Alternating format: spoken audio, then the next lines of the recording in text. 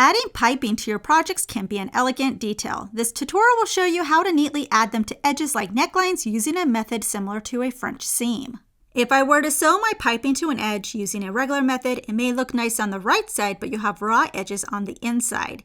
Using the French piping method will guarantee it'll look nice on both sides.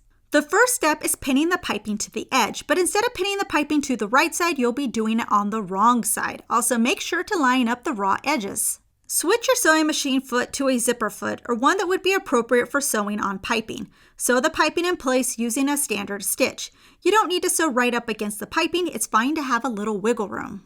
Trim the raw edge, leaving about a 1/4 inch left.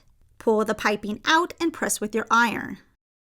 While looking at the right side of the fabric, fold the piping over the top of the fabric so the seam allowance is fully enclosed.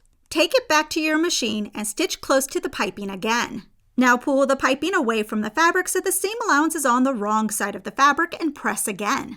As an option, you can stitch on the right side of the fabric next to the piping, and this will keep the seam allowance in place, making it look more finished. The piping is on the edge, but you can see the inside also looks neat and you don't have to worry about sloppy frayed edges.